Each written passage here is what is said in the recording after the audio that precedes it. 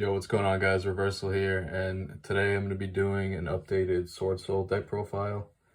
I did one a couple of days ago, but I'm just re-uploading this one because I changed a couple minor things and forgot to go over a few things in the last one, so I'm just redoing it. But yeah, it's mostly the same still. But I think this deck's pretty good right now, personally. In the tier 0 format. You just kind of have to build it with tier limits in mind, of course, and then as long as you play as good as you can with this deck, I think you could still beat the meta. So yeah, let's just get straight into it. For the monsters, get the same Swordsoul lineup as usual. Nothing really to talk about there.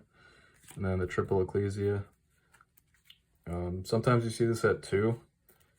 I think right now 3's correct since it's a level 4 tuner more than anything. Since you can use it with a Bisteel to make a level 10 synchro. Then on top of it just being a really good card, going second, just free special, get your engine going. Then for the 10 Ys, playing 3 Ashuna, 2 Vishuddha, and 2 Adhara. I usually run Vishuddha at 3, but I found the 10 Ys to be a little worse this format because of the Bisteels, the Ishizu shufflers. So I cut this one down to 2, and I think it's fine at that. Adhara is pretty good since it's a level 1 tuner. You can make a Yazi with a Bisteel, stuff like that, but I think this ratio is nice. Still no Dragon Circle. I still think more hand traps is correct for this format. And then for the final monster, we got the Destrudo. Playing this because you can search it off Magnamute. So if you use that on their turn, you can end phase search this, target the Bisteel. This becomes a 1.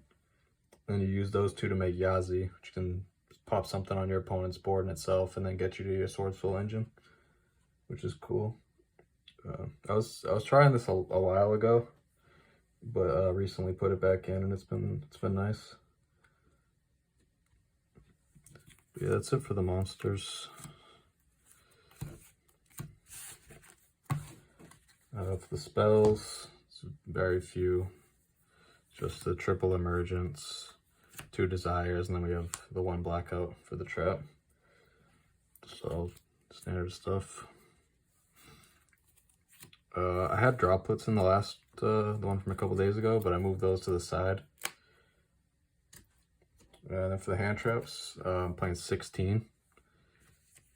For the Bisteels, we got 3 Magna, 3 Druis, 1 Sornir. I like 7. Whenever I'm using these, I usually run this ratio. I think 9's too many. But you can always side 2 more of these if you want the maximum amount. But I like 7 a lot in the main. And then for generic hand traps, Ash, Veiler, and Perm. Like I said in previous videos, I try to put these in every deck that I make. Just because these hit all your generic matchups. They're not bad versus tier either. And then these hit tier and other random stuff that has lights and darks in the grave. And then just in general, just their big bodies, which is good. And then Druis Worm is spot removal on top of it. Veiler's cool in this list since it's a level 1 tuner, which can definitely come up sometimes since same thing with the Destrudo and a Bisteel or Adhara and a Bisteel. Veiler and a Bisteel is also a Yazi, which can help you get to your engine as well. And then it being a light to banish off a Bisteel can also come up sometimes. But I think just having your hand traps being a bridge to your engine is a really nice thing about this deck. Same thing with Ash as well. Ash can be used with Moyi or Taya to make Yazi as well. So just having that option is really nice. Gives your hand traps even more added utility. And since the Bystials can conflict with your Tenyis sometimes, it's nice having alternate ways to access your engine just through all these hand traps you're playing, which I think is really cool. So yeah, I really like this lineup. Whenever I have around 16 slots, this is what I use every time.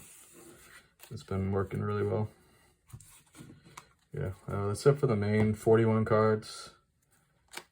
At 43, when I had the droplets in the main, I found that I was drawing a little too much non-engine. So I've dropped it down to 41 to where I still have 16 hand traps. There's still around a 60% chance to open at least 2. So instead of a 70 like it was when it was at 43 with the droplets in. So I think it'll be a little more consistent this way. And for the extra deck, for the links, we got 2 Monk, 1 Shaman. You don't need 3 Monk. I don't think you really do in general, unless you're playing like full 10-yi package maybe, but especially with less 10-yis, 2 is plenty. And then for the synchros, 7, we got Yazi. 8, we got double Boxia. This card's insane. Probably the best card in the extra deck, to be honest. The Draco Berserker. This card's a lot better this format than it was before. It's always been decent, but this format, it's nice because you could banish like tier names and stuff. Then we got the double Shisha, the 1 Sinister, 1 Shengyang, 1 Baron. Then the Link, we got the Lioness since Nib's in the side. Yeah, and since you do play the Nib in the side, this card's nice to have, since you can put their token in attack, and then you could use the Nib and then something else to make this, and then you could crash into the Nib token. When this gets destroyed, you can search a light, so you get your Ecclesia, and then you could main phase 2 special your Ecclesia, and then start doing your Swordsoul plays, which is nice to have. These cards are all good. Baron, you probably make the least out of these, to be honest, since like Nib isn't being played as much, and like you can't really afford to play around Nib in this deck, in my opinion, unless like you're facing maybe something rogue like post side. But like if you're facing tier or like blind game 1, you can't make this card, because if you try to play around Nib and you face tier, this card is not very good. You need to be making this guy. You need to be drawing multiple cards when you're the draw 2 combo. Try to hit your hand traps.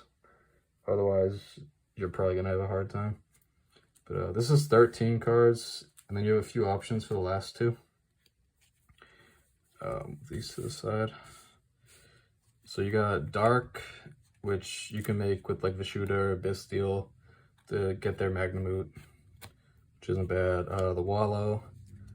This card I feel is better when you're playing 9 Bystials, but it can come up with 7. The Longyun's a 6 as well, so it can come up. The Dragite, it's just another 8. Spell Trap Negate. If you have Moi in the graveyard, since it's a water, it's okay.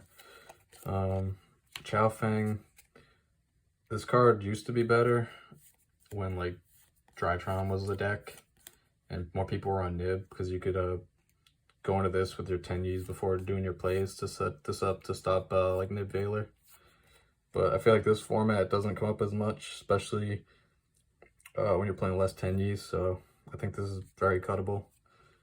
Psychic M Punisher, it's just an 11 you can make sometimes. It's a pain in the ass to deal with, but you don't have to run it. And then the last one, the Black Rose. Since you can make 7s a lot easier with the Destrudo in the deck, this card's kind of interesting. Because like if you go, if you have like a Moi or a Taya, and you could Destrudo, make that a 3 and make this with those, you can chain block it with the Swordsoul names every time. So that can be kind of crazy, but I haven't really tested it enough. I just saw Pac mention this on his stream, so I think it's worth considering. If I had to pick 2 of these, it probably, I don't think Wallow comes up enough to play it personally. I think Chaofeng's cuttable at this point. I haven't made that card very often at all. Dark could maybe come up sometimes. Probably go with these 2 if I had to pick 2. and maybe you can cycle these around. But if the Black Rose I find coming up at all, I think that's definitely worth a slot. But yeah, that's it for the extra deck. For the side deck, got Gamma Package, Nib. This card's really good going second versus pretty much everything. Nib's good versus like Sprite. If they go for the sprint line, it loses to this really bad if they don't set up a red beforehand. And then this card's just good against like Rogue. But since not a lot of people are playing this, I feel like it's better since it's less expected. So you can catch people off guard with this. Plus you play the Ash, Emperor and Veiler, Gamma, all the stuff that pairs well with it. So it's a pretty good card in my opinion right now. Just catch people off guard. We get the 3 droplets. I move these from the main to the side. I think these are good in this deck. Just because like if you have a Bestial on board, that could stop you from specialing your Tenues since you have a monster on field. So having those to send to clear your zones is nice. If one's a Druid Swarm, it lets you send a card on top of it, which is cool. So I think that card's good right now in this deck. Then we got Triple Raigeki. This is for flu mainly, more than anything. So like when you take all the Bestials out, you want stuff to put in versus flu. So it's like Gamma Package, Raigekis.